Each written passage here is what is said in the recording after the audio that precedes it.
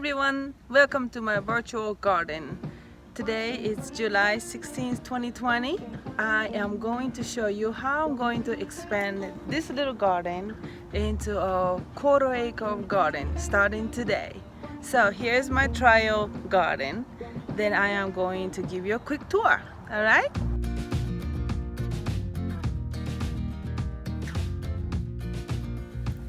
Okay. This is my front corner, and I have tried planting a lot of different things to see if this land will produce any kind of fruits or veggie. And look, it's doing pretty good. So let's start it from this side. I got artichokes going on, and so is okra. Those plants are all trial. I don't even know what I was doing, what I need to do to grow it, but it's thriving.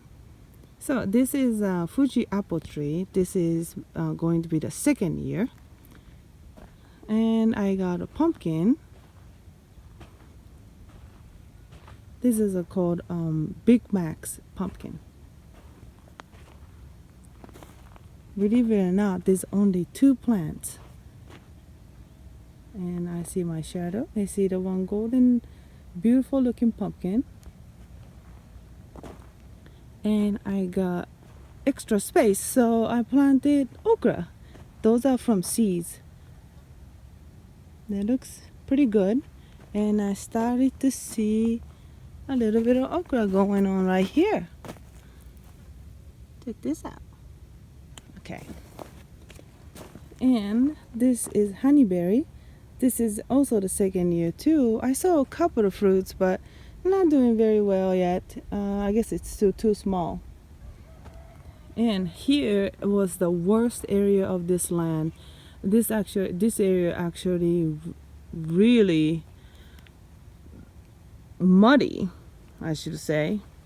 And it's not well drained at all, but I wanted to leave it like that and then see what anything can grow in here. And it actually did. I plucked 19 red onions a couple of days ago, and then those are more green onions and onions going on right there. All I did was planted that little onion. That's all I did. And as you can see, there's a lot of wasps, so I usually don't go there when it just water the ground, because water attracts wasps and I'm allergic to wasps. So there's that. And I just recently planted zucchinis, and one of them are doing okay. 2 of them are quickly dying. As you can see, I did not run any irrigation to that area because the irrigation from over there is already overwatering it. So I don't need any more. And again, this is a muddy area of all. Okra and lavender and geranium going on. And here are my peppers. And those are all peanuts. Actually growing pretty big. I don't know what's going on under there. I would like to see, but I'm going to wait. The harvest time is in the fall, so if I pluck now, all my effort is going to be going down the drain. So I'm not going to do it. I am going to patiently wait to see what happens. And that's a mysterious tomato, and here's a yellow peach. And oh, you can't forget, this tree right here is called desert willow. I consider this is a heart of this garden, because all of those pollinators are attracted right there in this area, and then those going to work in all of those other watermelons and melons and pumpkins. They pollinate them all. I think that's one of the reasons why this garden is thriving and producing a lot of fruit. So those are the cantaloupe. Let me see if I can find some cantaloupes. There it is. There's one. last week I cropped massive amount of cantaloupes, so you don't see a lot right now. Hoping they will do the second round of production soon. There's a couple of them when I saved. And there's another apple tree. And I decided I wanted to show you. I use rebar mesh. I believe it's a 4x4 square. And this is basically the 4x8 sheet. I just bend it and made it like a tunnel. So the tomatoes can rest like this. And I stopped using tomato cage because I like to leave tomato alone and let them do the wild thing, so I can harvest more stuff. But I feel like the tomato cage are choking them. So to get more airflow, I remove all of those tomato cages and then change it to that. And it actually looks pretty, and it is much more easier to pick those fruits. So I like this idea. I'll definitely do that next year too. Okay, this one is a pumpkin called Lil Jack. I don't know if you can see it or not. I picked most of them, so you might not be able to see it. There's a few of them back here.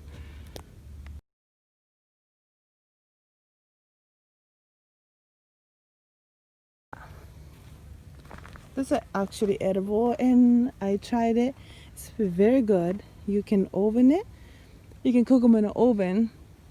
I cooked about 1 hour in 375 degrees.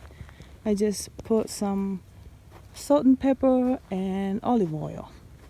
So there's more cantaloupe, and I just planted eggplants, Black Beauty. We'll see what happens. Right here, this mysterious line, I lined up this irrigation, and a couple of days ago I planted buttercup squash seeds, and this side is a zucchini seeds going on. I wanted to see if I can get a second harvest out of this. So this is a trial. This is a Big Max pumpkin, and this is sad looking tomatoes. This tomato strain is called Champion. It doesn't look like a true champion to me, but we'll see what happens. And more pumpkins. And here's my citrus tree that is struggling every winter. This is second year. I might have to dig it out and then put them in a greenhouse this year. We'll see what happens. And this one is another citrus. And this is raspberry. And this is raspberry. These are all raspberry. And here's my blackberry. Yeah. And here is Pear Tree. And here is more tomatoes. Those are all test run and they came out good. So this and this one is the same strain called Super Fantastic. The right side for me doesn't look too fantastic, but this one looking fantastic. I think the problem for this sad looking tomatoes because I used the wrong kind of irrigation tip that was like a fan and spraying pretty wide, and that might be causing leaves to dry out by sun. So that's what happens, I think. And this one, it's called Yellow Pear, and it actually produced a really cute yellow fruits like this. See the tag, Yellow Pear. This and like that. So the same way I used rebar mesh and give them a little cage like that. Now above there I have the Big Max pumpkin, and I am about to crack one open today and then cook them.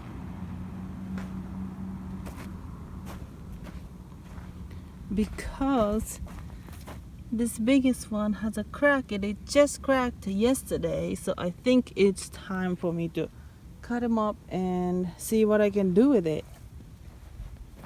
Hoping that I can make pie fillings out of it. And there's more pumpkins. There's more pumpkins. I got Asian pear. And I got a little fig tree. Those are all second year. I just planted last fall. So actually it is full 1 year. Okay, and here is my famous watermelon patch. Believe it or not, this is only 9 plants that is going super wild. And there's a little one coming out. And there's a cracked one. The wasps everywhere.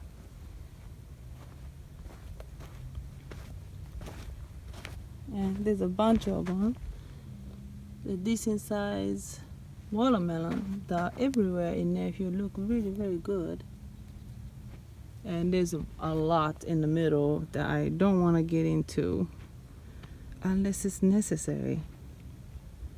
But yes, it is doing really good. As you can tell, I have no shading structure, nothing. It is just dirt, irrigation line, and lots of sun. Right now it is about 8:30 in the morning. Super hot already. And this is my Jujube tree. It actually tastes really good. It tastes like a little apple. And I planted rose around the perimeter of this garden, so it looked pretty. And I'm hoping attracting bees that could pollinate other fruits and vegetables. So here's the overlook of this corner lot. So not much, right? Not yet. Alright, let me take you to the production side of the land. Okay, so here is a corn and sunflower field. So here's the morning. So sun's coming out this way. So all of my peppers and tomatoes get a full morning sun. Okay. And then in the afternoon, when the sunlight gets really harsh on the plants, my plan was for those tall plants to give us some kind of shade to peppers and tomatoes, and I was right. Closer to the tall plants are thriving better. See the pepper on the end is much more bigger than the plants on this side. This side look a little sad. I mean, they're catching up, but they're doing much better. And those corner lot, it's been doing much better. So next year I am going to implement that theory and then do the companion planting a little bit better. But those corn is giant Indian corn. Those are mainly for popcorn and corn flour. It's produced like purplish, dark orange, beautiful color corn. And now I would like to see if I can get one. But looks like it's promising. It's coming out. Still small, but it's coming. If you look really carefully, you can see the corns are coming out. And though it is a glass gem corn, it's supposed to be very, very pretty. I've never seen anything like that before, so I'm excited to see if I can harvest at least one from this garden. And here are my sunflower field. They are so tall. It got to be at least 9 foot tall right now. It's beautiful. It gives me energy every time I look at those sunflowers. Okay, now where I'm in is tomato and pepper land. So let's go to peppers first. So my husband loves hot peppers, so I mainly grow hot peppers. Next year I will do sweet peppers and all kinds of peppers so everybody can enjoy it. This is massive amount of peppers going on right there. And here is my tomato land. I got Early Girl, Lemon Boy, Sweet 100, and Roma tomato, and I got Tomatillo in the back, and Hawaiian tomato. They're not doing very well. I don't think I'll do that anymore. But yes, we are in constant battle between birds and rabbits, I think, and maybe mouse, who knows. But they tend to get my tomatoes before me. So I think I'm gonna put the bird net and then see if I can avoid that. I might do it today, depending on how hot it is. So that's my garden. Okay, here is our wildland. It's going to be a medicinal garden next year. I already planted few of them, and then this lot is been going on for past 3 years. I intentionally left it alone to see what else grows, because there's a lot of seeds in here that I don't even remember what that was. So I'm gonna let it grow, probably transplant it, and then make it look nice and neat. My goal is to have this whole lot around here to be a medicinal garden, mainly the herb. So there's that. And here is where I originally started my medicinal garden. So I have tarragon and basils, lemon balm, bee balm, sage, rosemary. And in the summertime I had a way more, springtime I had a way more. But right now, that's what I see. I believe I have thymes back there somewhere. Yes, right there, looking a little sad. But there's a thyme right there too. Okay, so I am going to again transplant those, hopefully successfully, into the big medicinal garden. I am planning to have a 50 by 50 medicinal garden in next spring, hopefully. Okay. So before I start digging and putting more soils and anything like that, I wanted to show you my next expansion lot is going to be. So here is solid desert land right here, sad looking. I'm not gonna let it waste it. So this pretty much the whole thing is going to be garden basically, and I don't know what I'm growing yet. It depends on the season and then what I feel like growing. I'm pretty much going to try everything and I can think of and then see what grows around here. I'm not scared to lose. Matter of fact, I have nothing to lose, so I'm gonna plant everything and then see what I can get. So here's that, and I built a chicken tractor, so they are plucking weeds and scratching the ground and doing the work for me. And then here's my chicken area, and I got 2 goats back there. They are my cutest goats. The brown one is Choco and the white one is Latte. They love out here. I just got them a little less than a month ago. So that is a complete of my farm.